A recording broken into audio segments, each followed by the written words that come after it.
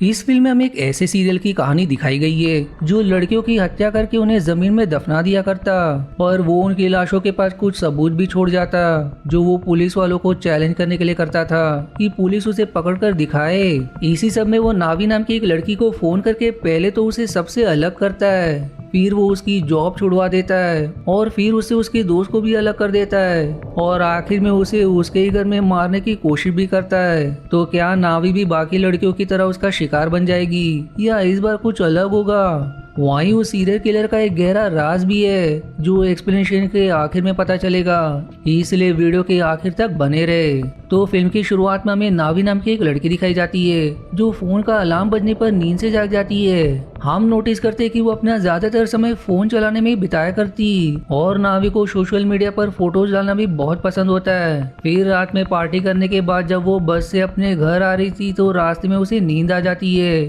और इसी वजह से उसका फोन नीचे गिर जाता है, लेकिन उसको इस बात का पता नहीं चलता, जिससे वो बिना फोन के बस से नीचे उतरकर अपने घर चली जाती है। तभी हम देख पाते कि एक लड़के को उसका फोन मिल गया है। फिर आगे हम उस लड़के को उसके घर पर देख पाते जहां नावी के फोन पर उसकी दोस्त किम का कॉल आता है और उसकी कॉल को वो लड़का रिसीव भी कर लेता है, लेकिन वो खुद किम से बात न करके पहले से लिखे गए कुछ मैसेजेस को किसी लड़की की आवाज में प्ले करता है, जिससे किम को लगता है कि नावी का फोन किसी महिला को मिला है। वो लड़का अब किम को उसी महिला की आवाज के जरिए बताता है कि उसे ये फोन बस से मिला था और वो इसको कहां पर वापस करने आए, जिस पर किम जवाब देती कि मैं नावी से पूछकर तुम्हें फिर से कॉल करूंगी। अब तक किम को यकीन हो चुका था कि नावी का फोन किसी लड़की के पास है, इसलिए वो तुरंत ही नावी के पास जाती है ताकि उसके फोन के बारे में बता सके, लेकिन पूरा घर ढूंढ लेने के बाद भी उसे नावी कहीं नहीं मिलती। तभी उसकी नजर टेरेस पर रखे एक टेबल के नीचे पड़ती है जहाँ नावी का पैर दिखाई दे रहा था, जो देखकर वो बुरी तरह घबरा जाती है। उसके मन में काफी सारे सवाल आने लगते हैं, जिससे नावी के साथ कोई अनहोनी तो नहीं हो गई, किसी ने उसे मार तो नहीं दिया, लेकिन ऐसा कुछ भी नहीं होता क्योंकि नावी जिसने पिछले बार पार्टी में काफी ड्रंक कर लिया था वो नशे की हालत में टेबल के नीचे ही सो गई थी। फिर इसके बाद किम उसे उसके फोन के बारे में बताकर उसे उस लड़की से बात करवाती है, क्योंकि उसे तो यही लग रहा था कि वो किसी लड़की से बात कर रही है, जबकि सच्चाई कुछ और ही है। उधर वो लड़का पहले से लिखे मैसेजेस को फीमेल वॉइस में चलाकर नावी से एक जगह मिलने को कहता है, जबकि हम देख पाते कि वो उसके फोन पर आ रहे नोटिफिकेशन की मदद से नावी का इंस्टाग्राम यूजर नेम पता कर लेता है और फिर वो उसकी प्रोफाइल विजिट करता है जहाँ नावी ने बहुत सारी फोटोज डाल रखी थी। उन्हीं फोटोज में से एक फोटो कैफे म्यूजिक की थी, जिससे उसे ये पता चल जाता है कि नावी कौन से कैफे में जाया करती है। वहीं एक फोटो में नावी ने 0420 नंबर का बोर्ड भी पकड़ रखा था, जिस नंबर को वो नावी का पासवर्ड समझकर उसके फोन को अनलॉक करने की कोशिश करता है, पर उसका फोन नहीं खोलता। अब फोन को ना खोल पाने की वजह से वो गुस्से में नावी के मोबाइल का स्क्रीन तोड़ देता है। फिर सीन शिफ्ट होकर एक जंगल की तरफ मुड़ती है जहां पुलिस वालों को एक लड़की की लाश मिलती है, जिसके इन्वेस्टिगेशन की जिम्मेदारी ऑफिसर कांग और ऑफिसर दाई को दी जाती है। अब आसपास की चीजें देखकर उन दोनों का शक कांग की बेटी की तरफ जाता है जो 7 साल पहले घर छोड़कर कहीं भाग गया था। दरअसल लाश के पास एक ऐसी चीज मिली थी जिन्हें कांग का बेटा जून प्रयोग किया करता था। साथ ही साथ कांग को वहाँ पर एक पेड़ भी दिखाई देता है जिसे उन्होंने अपने बेटे जून के साथ मिलकर लगाया था। यहाँ तक के सारे सबूत जून की तरफ ही इशारा कर रहे थे, लेकिन कांग को इस बात पर यकीन नहीं हो रहा होता कि उनका बेटा किसी की हत्या कर सकता है। इस पर अब दाई कहता है कि शायद तुम्हारा बेटा गलत लोगों की संगत में पड़ गया होगा और हो सकता है कि यह हत्या उन्हीं गलत लोगों ने की हो। जिसी के साथ वो ये भी कहता है कि तुम्हें अपनी पत्नी से बात करनी चाहिए, क्या पता जून अब भी अपनी माँ यानी कि तुम्हारी पत्नी के संपर्क में हो। जिस पर अब कांग दाई को विश्वास दिलाते हैं कि वो अपनी पत्नी से इस बारे में जरूर बात करेंगे।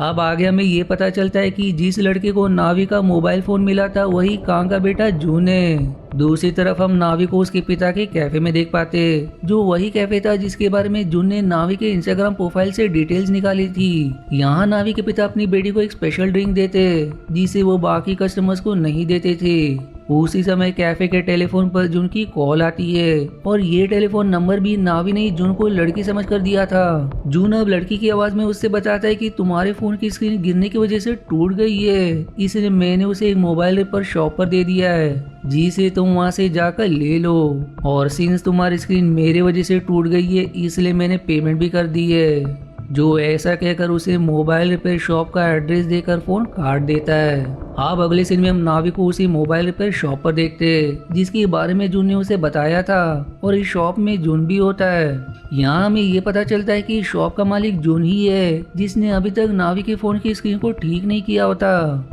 वहीं हम नावी के आने पर वो उसे एक फॉर्म भरने को देता है जिसमें नावी को अपने फोन के पासवर्ड को भी डालना था। तब नावी अपनी बाकी इन्फॉर्मेशन के साथ साथ फोन का पासवर्ड भी उस फॉर्म में लिख देती है, जिसके बाद जून उसके फोन में स्पाईवेयर डालकर और उसके फोन की स्क्रीन ठीक करके उसे वापस कर देता है। दरअसल उसने नावी के फोन में काफी सारे सॉफ्टवेयर भी डाल दिए थे, जिसके साथ साथ उसने उसके फोन को दूसरे फोन में क्लोन कर दिया था, जिससे नावी जो भी एक्टिविटी अपने फोन में करती उसे जून आसानी से दूसरे फोन और अपने कंप्यूटर में देख पाता। यहाँ तक कि वो उसके फ्रंट और बैक कैमरा से उसे देख भी पा रहा था। फिर शाम के समय वो उसके रेस्टोरेंट में भी जाता है, लेकिन नावी जून को नहीं पहचान पाती क्योंकि जब वो जून से अपना फोन बनवा रही थी तब जून ने अपने चेहरे पर मास्क पहना हुआ था। इधर जून खुद को इस रेस्टोरेंट का रेगुलर कस्टमर बताकर नावी से उसी ड्रिंक की मांग करता है जिसे उसके पिता किसी को भी नहीं बेचा करते थे, पर सिंस जून ने खुद को रेगुलर कस्टमर बताया था इसलिए नावी उसको वो ड्रिंक बनाकर दे देती है। जिस पर अब नावी के पिता उससे सवाल करते कि तुमने उस कस्टमर को हमारी खास ड्रिंक बनाकर क्यों दी, जिसके जवाब में नावी बताती कि वो हमारा रेगुलर कस्टमर है। फिर वो अपने पिता से विदा लेकर अपने अपार्टमेंट में चली जाती है, जहाँ कुछ देर मोबाइल चलाने के बाद वो सो जाती है। वहीं दूसरी तरफ जून रात भर में नावी के फोन से काफी सारी जानकारी निकालकर उन्हें एक नोटबुक में लिख लेता है। फिर सीन शिफ्ट होकर कां की तरफ मुड़ती है, जिसे अपनी पत्नी के फोन से ये पता चलता है कि उसकी पत्नी अपने बेटे यानी कि जून से संपर्क में आज भी है, और उसने जून को किसी एड्रेस पर कुछ सामान भी भेजा था, जिसका मतलब ये है कि जून उसी एड्रेस पर रहता है। उधर जून को नावी के बारे में बहुत कुछ पता चल चुका था, जैसे कि वो अपने पिता के साथ ना रहकर किसी अलग अपार्टमेंट में अकेली रहती है, और उस अपार्टमेंट का लैंडलॉर्ड यानी कि मकान मालिक भी वहाँ नहीं रहता। जीसी के साथ जून ने अपने लैपटॉप के वॉलपेपर पर नावी की फोटो भी लगा ली थी, जहां कुछ समय पहले तक उसकी पिछले विक्टिम की तस्वीर थी। दरअसल पिछली तस्वीर उसी लड़की की होती है जिसकी लाश पुलिस वालों को जंगल से मिली थी। वहीं इस तरफ ऑफिस में नावी की बॉस उसके काम की तारीफ करते हुए उसकी सैलरी को दुगना कर देते, लेकिन वो बाकी एम्प्लॉयज को ये बात बताने से साफ मना करती है क्योंकि बाकी एम्प्लॉयज की सैलरी नहीं बढ़ाई गई थी। अब जून को नावी के फोन के जरिए ये बात भी पता चल जाती है जिसका वो नावी के खिलाफ प्रयोग करने वाला है, लेकिन इससे पहले वो नावी के अपार्टमेंट में जाकर वहाँ तलाशी लेना शुरू करता है, जिस सब में उसे एक और फोन मिलता है जो नावी का पुराना फोन था। तब वो उस फोन को भी हैक करके वहाँ से चला जाता है।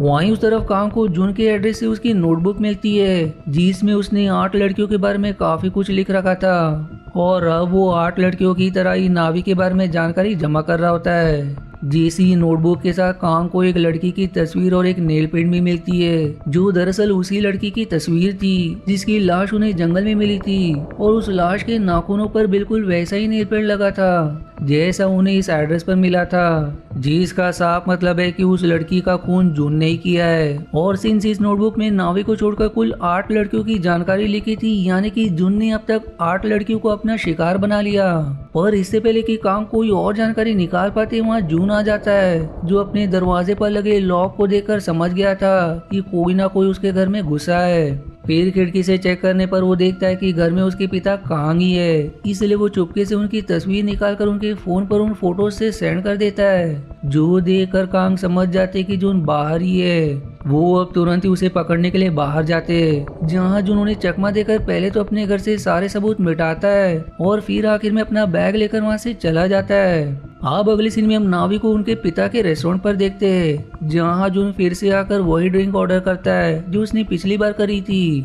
लेकिन इस बार नावी के पिता उसको ड्रिंक देने जाते तो उन्हें जून को देखकर समझ आ जाता है कि वो उनका रेगुलर कस्टमर नहीं है, बल्कि वो 1-2 बार ही उनके रेस्टोरेंट में आया है। वहीं जून खुद को डिजिटल सिक्योरिटी एजेंट बताकर नावी से दोस्ती कर लेता है, जो करना उसके लिए काफी आसान था क्योंकि उसके पास नावी से जुड़ी बहुत सारी इन्फॉर्मेशन थी, जैसे कि नावी की पसंद नापसंद क्या है, उसे कौन सा गेम खेलना अच्छा लगता है, वगैरह वगैरह। जिसके बाद हम वापस से नावी के पिता को देखते, जो नावी को जून से दूर रहने को कहते, क्योंकि जून ने उन दोनों से ही झूठ कहा है कि वो उनका रेगुलर कस्टमर है। अब इस बात से नावी को कोई फर्क नहीं पड़ता, लेकिन जून उन दोनों की सारी बातें सुन लेता है जून पहले तो कुछ करता नहीं, लेकिन बाद में वो जून के क्लोन फोन से एक मैसेज करके उसके पिता के फोन में भी स्पाईवेयर इंस्टॉल कर देता है और फिर वो उनके ऊपर हमला करके उन्हें उनके घर में कैद करने के बाद वहीं रहने लगता है। यानी कि जून अब नावी के पिता के घर में ही रह रहा है।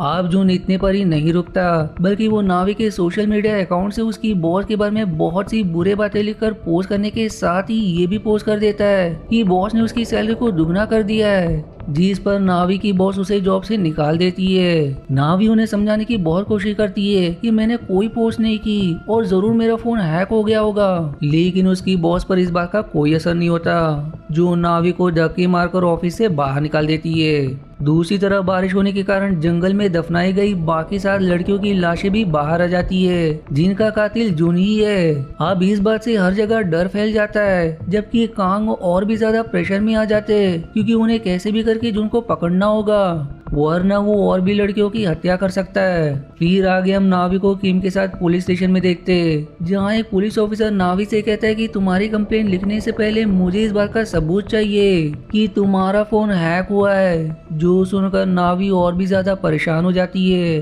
कि आखिर वो इस बात को साबित कैसे करे कि उसका फोन हैक हुआ है। इसलिए वो बिना कुछ कहे पुलिस स्टेशन से वापस चली जाती है, जहां अब अचानक से उसे चमकता है कि उसके रेस्टोरेंट में आने वाला जून नाम का लड़का भी एक डिजिटल सिक्योरिटी एजेंट है, और सिंस उसने जून का नंबर पहले ही ले लिया था, इसलिए वो जून को कॉल करके उसकी मदद मांगती है, जिस पर अब जून नावी और किम से मिलने कैफे में जाता है, जहाँ वो नावी का फोन चेक करने के बाद उसे बताता है कि तुम्हारे फोन में किसी ने स्पाईवेयर डाला था। और फिर वो बहाने से नावी को कैफे से बाहर ले जाकर उसे ये भी बताता है कि स्पाईवेयर डालने के लिए तुम्हारे फोन के लॉक को ओपन करने की जरूरत पड़ी होगी, और ये काम सिर्फ वही इंसान कर सकता है जिसे तुम्हारे फोन का पासवर्ड पता हो। जून की बातों से अब हम समझ पाते हैं कि वो नावी को किम के खिलाफ भड़का रहा है, क्योंकि किम को ही नावी का पासवर्ड पता है। वो अब उसे भड़काकर उन दोनों की दोस्ती तोड़ना चाहता है, ताकि नावी अकेली पड़ जाए, जो ऐसा ही होता है, क्योंकि जून की बातों से नावी का शक किम पर चला जाता है, जो उससे दोस्ती तोड़ देती है।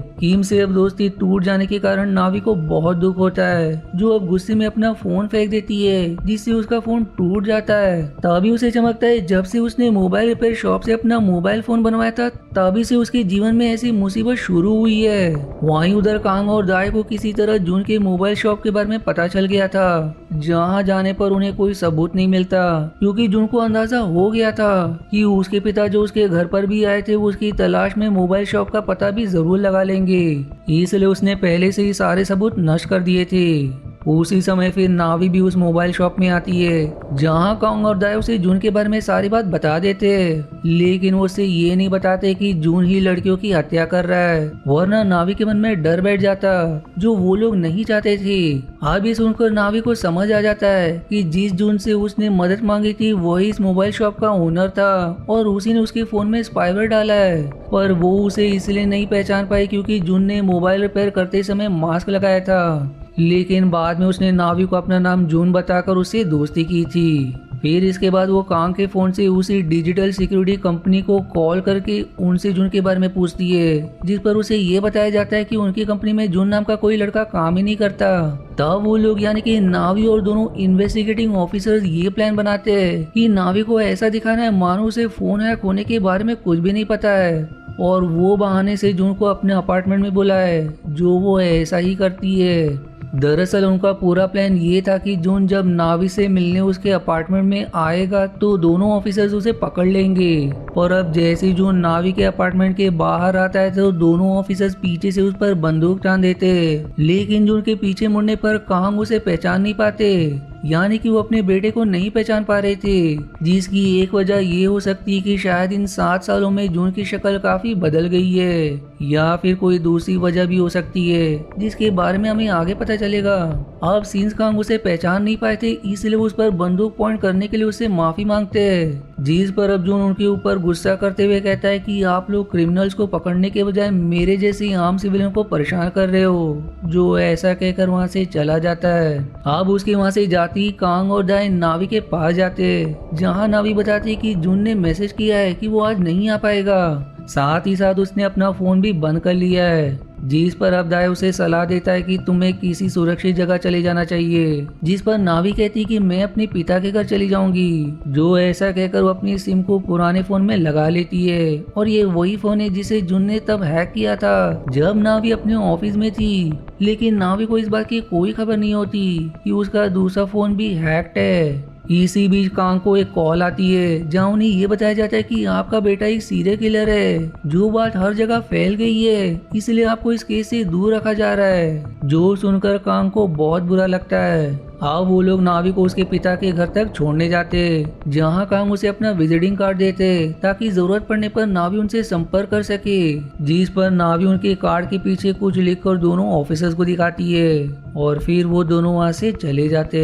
दरअसल नावी ने कार्ड के पीछे ये लिखा था कि चाहे जो भी हो जाए वो उन्हें सिर्फ कॉल ही करेगी और भूल से भी मैसेज नहीं करेगी, और यदि उसने कॉल करने के बजाय मैसेज किया तो वो दोनों तुरंत उसकी मदद के लिए आ जाए। उधर रास्ते में ऑफिसर्स को एक कॉल के द्वारा ये बताया जाता है कि पुलिस को एक और लाश मिली है जिसका डीएनए जून से मिल रहा है। जो सुनकर कांग को कुछ समझ नहीं आता कि आखिर ऐसे कैसे हो सकता है, क्योंकि उनका बेटा तो अब भी जिंदा है जो अब तक 8 लड़कियों की हत्या भी कर चुका है। फिर सीन शिफ्ट होकर नावी की तरफ मुड़ती है जिसे जून अपने नए नंबर से मैसेज करता है, जिस पर कॉल करते ही नावी को घर में फोन बजने की आवाज सुनाई देती है। जो सुनकर वो समझ जाती है कि जून उसी के घर में है, पर उसी समय उसका फोन अपने आप ही चलने लगता है, जिससे नावी समझ जाती है कि जून ने उसके पुराने फोन को भी हैक कर लिया है। वहीं जून उसके सामने आकर पहले तो एक वीडियो दिखाता है जिसमें उसने नावी के पिता को बंदी बनाकर रखा था, और फिर वो उसे ये बताता है कि मुझे तुम्हारा फोन बस में पड़ा मिला